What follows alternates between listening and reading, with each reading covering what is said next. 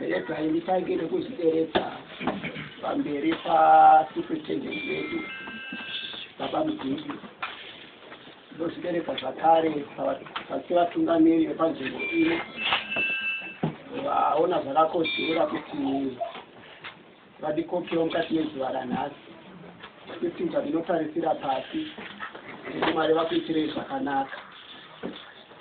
Zvakare gedzai rizvitereke pamberi penyu mose nekuti kana tiri mumba maMwari hapana mukuru hapana mudiki tese takafanana. Saka regedzai mutende Mwari nekuda kwenyu kuti Mwari vakuitirei zvakanaka mukati mezuva ranhasi. Regedzai mutange ndabvunza kuti nhasi sevhisi yeka kuti revival irevival wanditi ndinoziva ndechekuti revival nesevhisi zvakasiyana. Saka ndakumbirawo kuti tomboita zverevival nhasi. Panodo amen mundipo amen. Panodo kusimudza maoko musimudzwe maoko. Kana muchida kusimuka musimuka. Nekuti chandinoziva ndechekuti mumba maMwari apa hamuna muroora hapana mukwasha hapana musikana hapana mukomana hapana murume hapana mukadzi. Mune vana vaMwari. Vana vanofara kana vari mumba maBaba. Saka zuva ranhasi tichafara tichigoverana shoko. 1 Samuel chapter 13 verse 7 up to 14. 1 Samuel chapter 13 verse 7 up to 14. And then Psalm chapter 102 verse 13.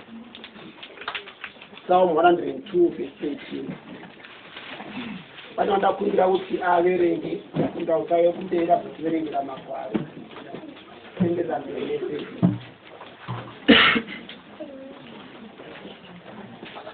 Amen, church. Amen. Amen. Chatanga kuberenga kubva kuna 1 Samuel.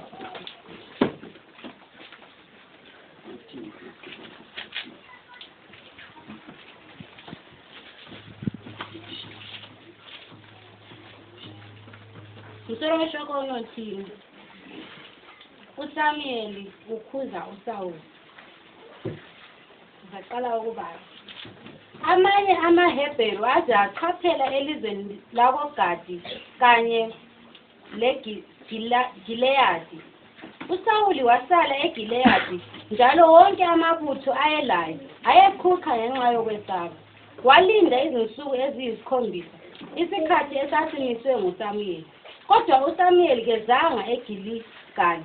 Yikho abantu bakaSawuli baqalisa ukuchitheka. Ngakho wathi, "Ngilethelani umnikelo wokutshiswa leminikelo yokuzalwane." uSawuli wanikela umnikelo wokutshiswa. 10. Kwathi khonokho nje eqeda ukunikela, uSamueli wafika. uSawuli waphuma wayambingelela.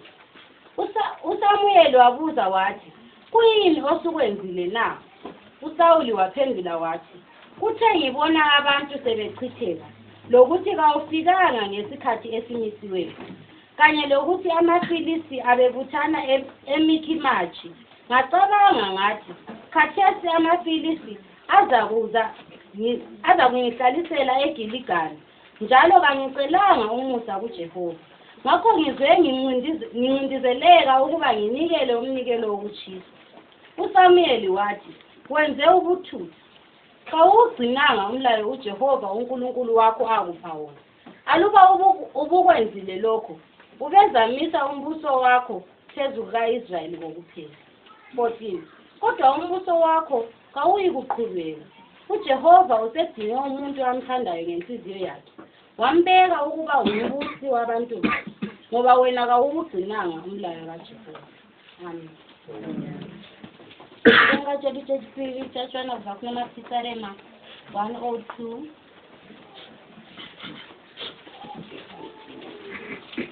verse 13. Imi muchasimuka mukanzwira Zioni ngoni, nokuti nguva yavako yokunzwira tsitsi, zviro kwazvo nguva yakatarwa yasvika. Amen.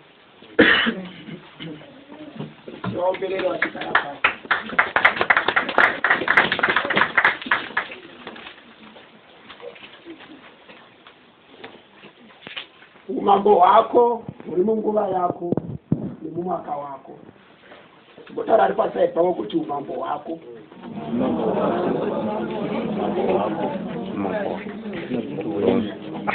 umambo wako uri munguva yako nemumwaka wako. Ndakataita ndataura mashoko aya akakosha. Nguva yese mubhaibheri mutaona kuti pane kutaura kunoita bhaibheri kana kuti kutaura kunoita Mwari kana kuti kutaura kunoita vatumwa vake. Pane nguva Mwari anotaura nevatumwa kana kuti nevanhu vake achitaura mashoko ekuti it shall come to pass. Tochireva izvo kuti hakuna chinhu chinoitika panyika kana chinotaura naJehovha chisingazoitiki. Chigaro wakaziziva sakaenda kure kuti chinhu chese chakataurwa naMwari pamusoro pako neupenyu hwako chakamirira nguva bedzi chichaitika. Gara pasi, zorora, nekuti Jehovha vakataura vakatendeka vachazviita. Ndingaita nditaure mukati mezuva ranhasi kuti Genesis chapter 1 mukaiverenga zvakanaka inotaura iyo ichiti pakutanga Mwari vakasika denga nenyika. Vasika denga nenyika bhaibheri mukariverenga pamberi rinotaura iro richiti and God created light. Hallelujah. Nokubva atarisa light nokubva aona kuti light rakanaka. Asi Jehovha vakaseparate light from darkness. Vaseparate light from darkness vakati light inonzi day and darkness inonzi night. Zvochireva izvi hama dzangu, mazuva ese eupenyu hwemunhu ngaatizive kuti kune night kune day. Hallelujah. Kune night kune day. Nozviziva sei izvizvi? Shoko raMwari kuna mapisarema machapter 30 pavhesi ya5 rinotaura iro ichiti weeping may endure for a night but joy comes in the morning. Munhu akaiziva nyaya iyi akataura achiti usandiseke muvengi wangu kana ndikawira pasi nekuti ndichasimuka.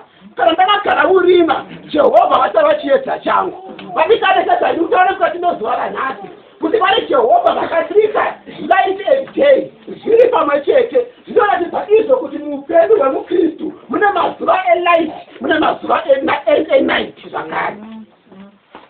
Haleluya.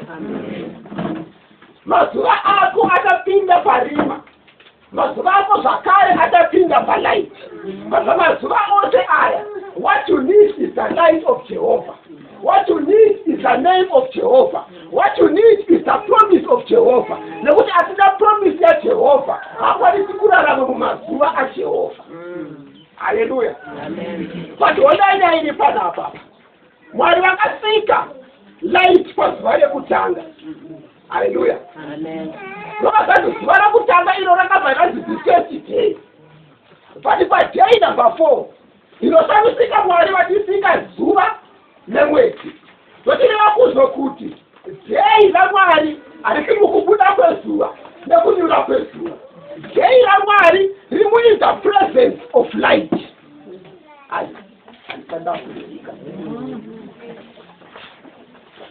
Zuva raMwari riri mupresence yelight. Tochireva kuti munhu asati atanga kurarama mumazuva kana aine absence yelight. Haleluya. Haleluya. Saka vazhinji venyu hamusati vane light but muri kurarama mumadays enyu. Kuna time yemunhu kune time yaMwari. Time yaMwari inoshandisa purpose but time yemunhu inoshandisa what? Haleluya. Saka chose zviri kuitwa nevatendi tiri kufamba muna Mwari but tiri kushandisa what? Kwete purpose. Haleluya. Haleluya. Ndinezvese inondityisa mubhaibheri. Luke chapter 1 pavhesi ya8 Mwari vanotaura ivo vachiti zvino Johani wakavanzwa murenje kusvikira panguva yake yekuratidza kuIsraeri. Tochireva izvo kuti mukaverenga bhuku wakanoverenga shoko raMwari rinotaura pane imwe nzvimbo kuti he knows the beginning from the end. Kuchipedzisiro Jehovha kuti havaoni present vanoona future. Saka kuti munhu asvike pafuture ngatidzidzise kuti pane zvendo rinofanira kufambwa pakati peNow and then.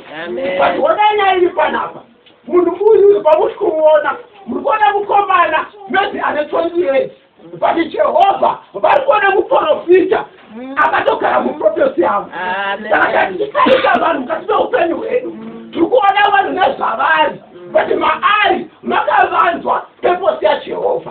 Johani akanga ari murenje, Johani akanga asina imba yakanaka, Johani aisapfeka hembe dzakanaka, Johani akanga asina mari, Johani aisazaza rice and chicken, Johani waidya hwiza nehaudhani, but inside of him there was a purpose, and that purpose was going to be manifested at a certain time. Amen. Hallelujah. Amen. Thank you very much.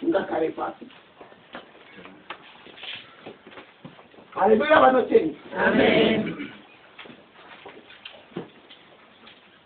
Shoko raMwari rinotaura kuti panga paine varume vaifamba naDhavhidhi vainzi the sons of Isaka.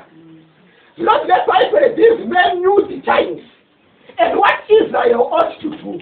So today is time in kutaurwa haisi January, February, March, April, May, June, July, August, September, October, November, December. Time in kutaurwa haisi 6 o'clock, 7 o'clock, 8 o'clock, 9 o'clock, 10 o'clock.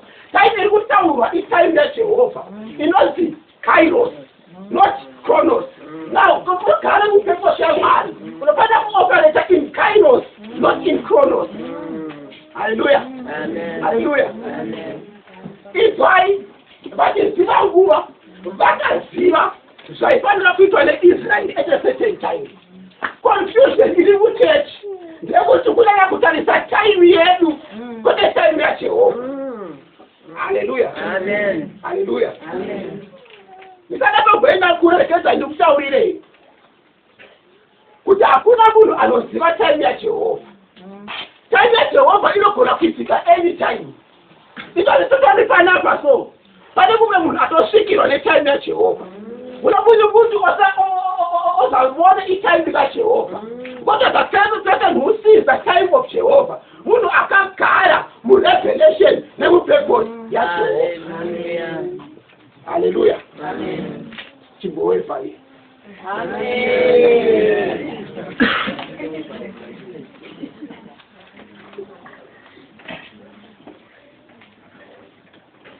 Takakadzidza neizvi kucommunications tinoti kana munhu uchicommunicata effectively unofanira kutaura wana response. Saka ndinokumbirawo kuti ndiri kuzama kucommunicata. Kana muchindinzwawo please respond. Amen. Ndikakutaura nevanhu vatatu mukati mezuva ranhasi. Wekutanga munhu ari kuti Jehovha handitozimbozivi kuti kune time yaMwari. Wechipiri wanoda kutaura naye munhu ari kuti Jehovha paipai makandiropafadza, paipai time yangu yakasvika, but nekuda kwepressure ndakadzinga time yenyu ndinambozoteta patime yangu. I have a word for you that there is hope for a tree that when it is cut down it shall rise up again. Ndakadzandikutaura mukati mezuva ranhasi kuti Joel chapter number 2 verse 25 inoti I shall restore the years that the locust has eaten. Havadzoreri minda yakadyiwa, vanodzorera time yakabiwa. Shoko ravanotara kuNew Testament kuti redeeming the time for the days are evil. Pane zvavakabiwa when the days were evil, but today because of today there is going to be a redeeming of the time. Amen. Yes. Amen. Hallelujah. Wachitaka kutaura naye ndemunhu akamira pakamira chiro panapa akatendeka muna Jehovha, anopa tekumi, anonamata, anoverenga Bhaibheri, haanobvi kuchechi, but ane mubvunzo wekuti time yangu Mwari ichasvika rini. I have a word for you. Akazitaura, akatendeka, mirira muna Jehovha, for your time is going to come. Havedziterere zvakanaka, ngatisamire nezvatiri kuona, but ngatimire pamapromises aJehovha, nekuti kamira pamapromises aJehovha zvinhu zvinotinakira. Amen. Hallelujah. Amen. Now, mashoko severenga mukati mezuva ranhasi. Pane murume unonzi Sauro. Naye Sauro tinoiziva chese. But ndisati ndaenda kure, ndoda kutaura chimwe chinhu chakakosha kuti musaizicha nhasi haikukosheri. Kana pasina chinhu chimwe chete chavakakosha kuchenesa mlife yako. Chakutanga ndechipi? Isaiah chapter 60 verse 1. You know, arise and shine, for your light has come, and the glory of the Lord is risen upon you. Saka munhu asikuzozimuka nekuti atenga mota, nekuti mota ukaenda kuJapan haishamisiri, vari kutodziendesa kuAfrica nekuti havashata. Ndikatatotaura zvatinozora nhasi kuti munhu asikuzozimuka nekuti avaka imba, nekuti kugorodzeo dziri kuvakwa vakapera chiri kuchinja mulaifi mevanhu. Ndikatatotaura zvatinozora nhasi kuti laifi yako haisi kusimuka nekuti wachacha, because kune vanhu vakachata kuti laifi yavo ichiri pasi, kuti laifi yako ichazimuka, because your life has come and the glory of the Lord is risen upon you. What is this light? This light is John chapter number 8 verse 12. As long as I am in the world, I am the light of the world. He who walks in me shall not walk in darkness. Following Jehovah, akusungoya kuchechi, following Jehovah, kupasa kutoka zake, kutenda zvanotaura, kuchita zvanoita, akakwira unokwira, akachita unoita, anotaura, unoita Jehovah. Amen, amen, amen. Now Sauro, wakakonekta na Samuel. Samuel akatanga kutaura zvinhu pamusoro paSauro. Akamuzodza akava mambo weIsraeri. But panapa ndikona nyaya inondishamisa. Nekuti zvinonzi vaFiristia vakasangana paMikmash, panzvimbo inonzi Beth Aven. Basi ndokubharati vakaungana 30,000 chariots nevarume vakawanda without number. Zvida kuti kuverenga kwacho kwaisaita vanga vakawandisa. But Bible rinonditaura richiti vana veIsraeri vachiona izvi vakamhanya vakanotidza mumapako vachiti hondo yauya. Haleluya. Amen. Haleluya. Amen. Vari kuti hondo yauya. But Sauro hapo ari paGirigari. Ndakandaura mukati mezuva ranhasi kuti Sauro ari paGirigari. Basa rinotaura iro richiti Gilgal was the place of sacrifice in the absence of the ark. It is a representation of the presence of God. Sauro akanga ari mu presence ya Mwari. Ndikutaura nome munhu ari panapa ari mu presence ya Mwari. But asiri mu presence ya Mwari kudaro kuna zviri kuitika kuMikmash, kuna zviri kuitika kuBeth Aven. Vavengi vake vari kuungana, vavengi vake vari kukonspirata, vavengi vake vari kusangana pamusangano vachirongana kuti awe, but iye ari mupresence yaMwari.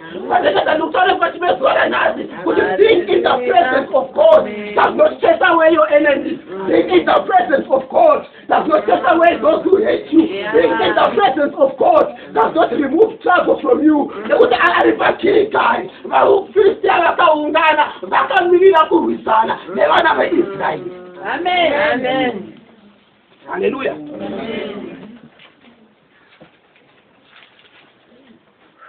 Vakaungana kudaro.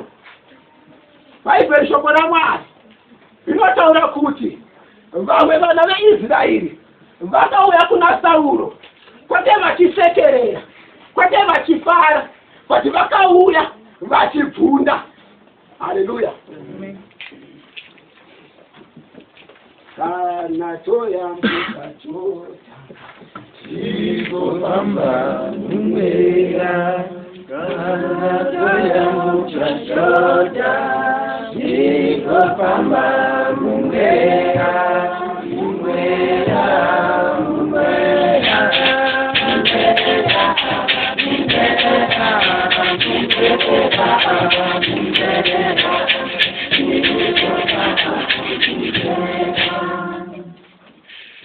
vari kuuya kuna Sauro vasingafari kuti vachibvunda. Zvinonzi Sauro achiona izvozvo akabva atanga kutya.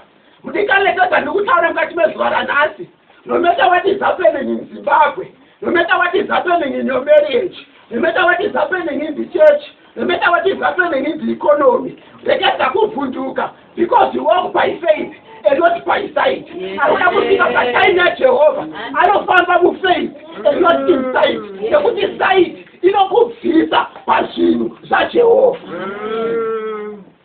Haleluya. Amen. rinoendera mberi bhaibheri richitaura kuti Sauro wakamira paGirigari for 7 days.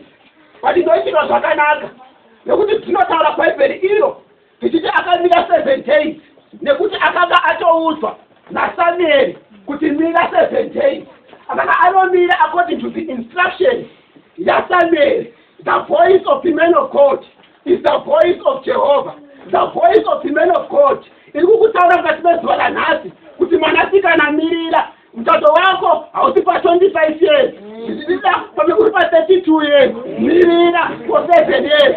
Hazvirevi kuti kana waposa 25 watorasikirwa neupenyu kune 32 years. Saka mirira kubva pa 25 uchienda pa 32. Amai, zvinogona kureva kuti imba yenda mwiri vaki na 2018 musaore moyo, zvichida pamekuna 2022 imba yenyu ichabuda. Mirirai paGirigari kusvikira muprofita adzoka. Kune zvinhu zvakapromiswa naJehovha, pati kuti zvibudirire zviri kuda kuti munhu amiye mutaimi yaJehovha. Haleluya. He walks by promise and not by what he sees. Bhaibheri rinoenderera mberi richiti iro kuna Isaiah chapter 41. Paina Isaiah chapter 40 verse 31. Bhaibheri rinotaura iro richiti vanomirira Jehovha, vanomirira Jehovha. Takaimba tichiti vanomirira Jehovha vanopiwa simba itsva. Vati vari kuimba rwiyo irworo havasi kumirira muna Jehovha, vari kumirira mumazi evanhu. Zikanzi izvo uko iwewe indava wane 25 years vatasati zvaita indava, vanomirira kuna time yevanhu, havamiriri mutime yaJehovha. Nekuti time yaJehovha inogona kukuvanza, inogona kukuisa murenje, vanhu vachikuseka, vanhu vachikutaura, but unowana simba itsva. Uchanhwana asahunete, uchafamba asahuori, nekuti wakamirira patime yaJehovha. Ndakazanutaure kwatinozuva ranhasi kuti ukatadza kumira mutime yaJehovha kune zvinhu zvinotanga kuitika mulife yako. Unotanga kutanga kunetsa so kunamata uchanamati, kutaura nevamwe vasatauri nevamwe, because une stress, une pressure. Time yevanhu inoisa vanhu papressure. Amen. Sauro akaiswa papressure, aiswa papressure.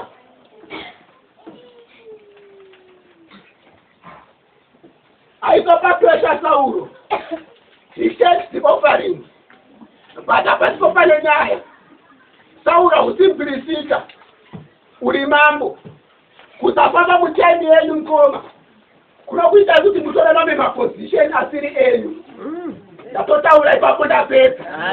Kuna zvimwe zvinhu zvawakaita patime isiriyo. Ndakazandaura mukati mezuva ranhasi kuti juzi rikatengeswa musama rinenge rakachipa, but tikasvika kuna June raita $5 muna March, rava $15 muna June.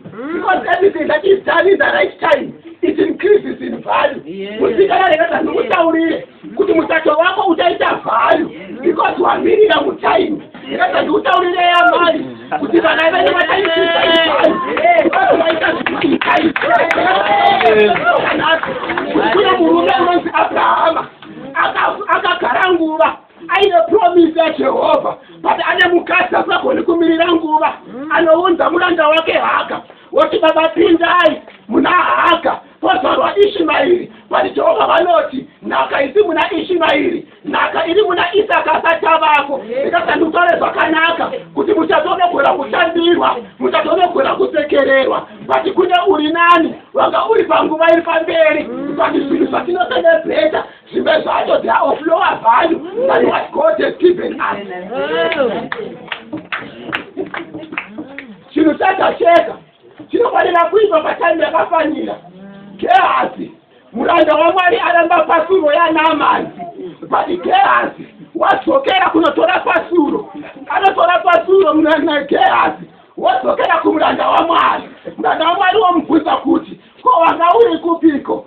Ei anobva ataura munhu zvaakataura, but muranda waMwari anotaura zvimwe zvinhu zvakatsika ipapo. Anoti inguva here yekugadzira zvipo, kune time yekugadzira zvipo, netime yekurisisa zvipo. Zvipo zvakanaka, but chipo chinofanira kutorwa in the right time. Aina Jehovah vabereki. Vanofanira kutorwa zvipo zvakanaka, but zvakanaka kana zviri in the right time. Amen.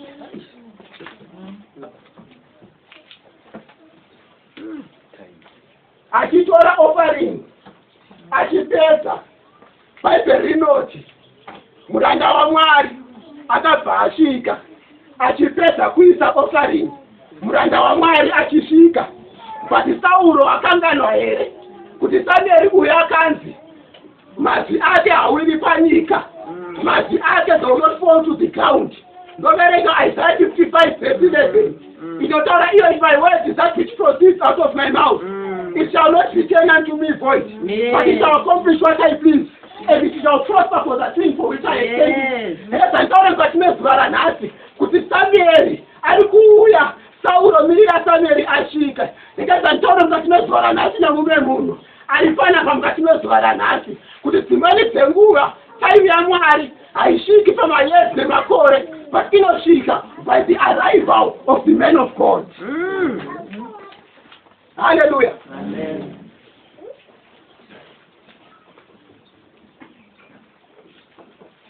Ndinoverenga kuna 2 Kings, kuna mudzimai weShunemu akanga asina mwana, but panouya Elisha, Bible rinotaura iro richiti Elisha vakabvunza pane chiri kushayikwa here mumba muno, iye akati hapana, but Gehazi anoti iye hapana mwana munomu. Iye odeclare woti gore rinouya nguva ino munenge mane mwana muno. Time yamudzimai weShunemu is the appearance of Elisha. Ndinoverenga zvakare panguva muna 2 Kings zvakare vana veIsraeri vapoteredzwa nevana veSiria vachirwiswa hondo. Muprofita unodeclare kuti mangwana nguva ino pagedhe reJerusarema panenge pane chikafu tambo experience zara kumwe kwese ukuku, but muprofita panouya anodeclare abundance. Ndikazantaura mukati mezuva ranhasi, makanditarisa pano, I have come to declare a word of abundance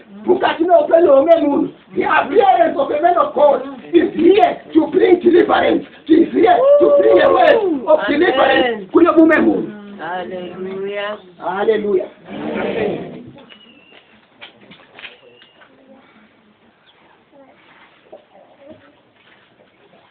Tichiri tese zvinonzi Sauro achiona Samueri unomhanya kwaari achida kunomumhoresa. Tine mumwe munhu pano ari kuita zvinhu in the wrong time, but ari kudzokera kuna Mwari achiti Mwari ropapadzai zvinhu zvangu zvakaita in the wrong time. Jehovha laisati ranonoka ndanobhadhara bribe. Jehovha ropapadzai kubuda kwangu muVIT, but iye aita zvinhu in the wrong time. Ndikona mumwe munhu ashayikirwa nebasa akada foyeza asina basa, but anopinda muofisi onobhadhara mari adzokera kumba oti Jehovha ndinopafadzei kuti basa rangu risarasike. NdiSauro ari kudzokera kuna Samueri, but aisa a sacrifice and offering isinei nezera rake. Hallelujah.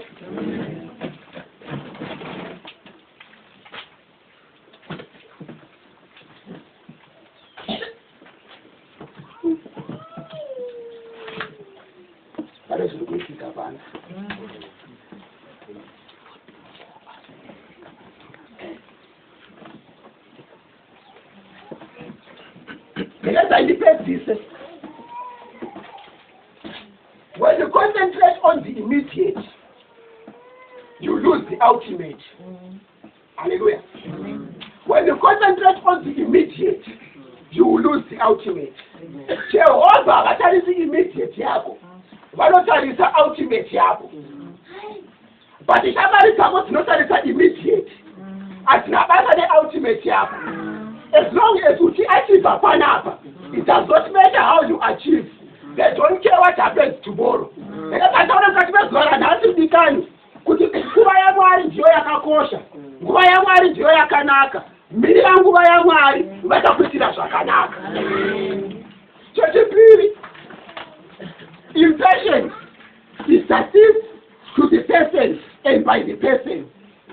Ndukurebe, impatience inokupida future.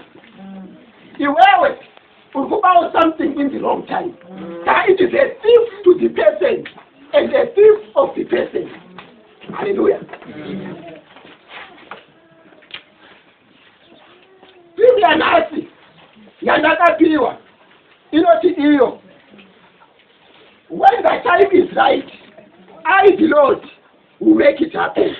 Kana nguva yakwana ini Jehova ndichazviita. Ecclesiastes chapter 3 verse 11. Yotaura iyo ichiti. Everything happens. Everything becomes beautiful in its time. Hallelujah.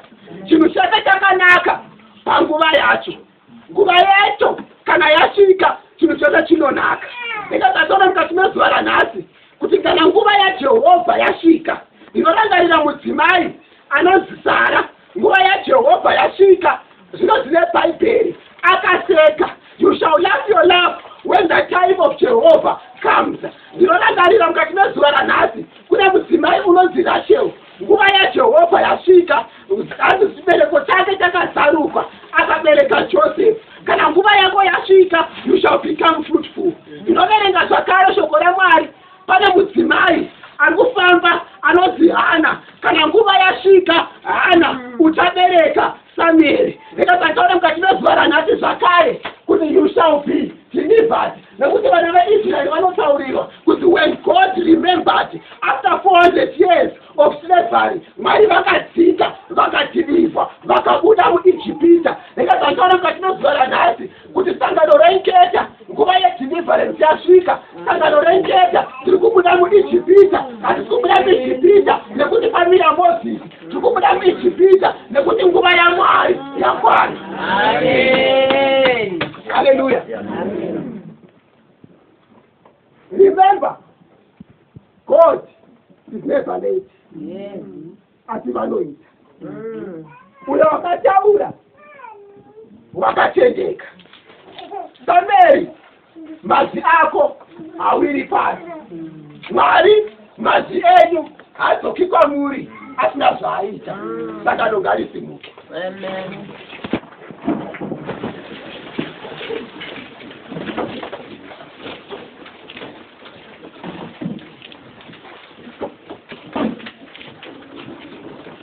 Ndataura vanhu vatatu.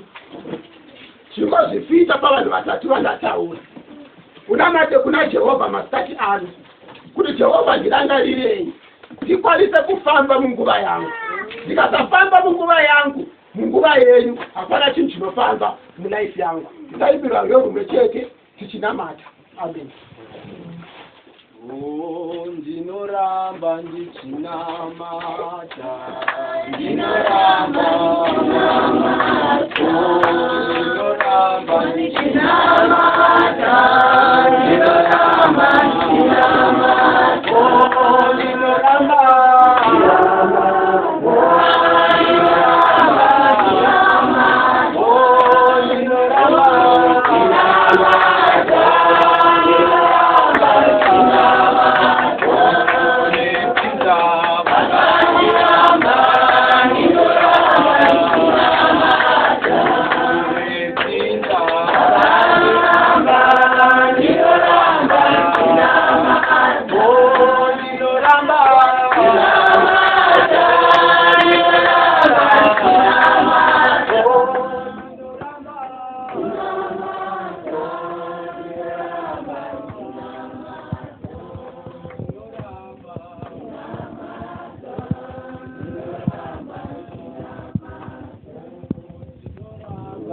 Namata.